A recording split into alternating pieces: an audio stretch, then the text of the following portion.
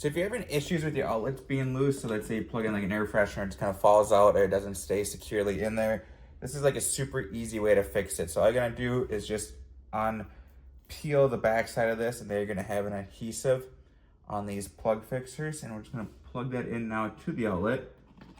And what that'll do, it'll make that connection just a whole lot more secure. So we can push this in now, and there you go. It is secure on there. So I'll show you what it looks like.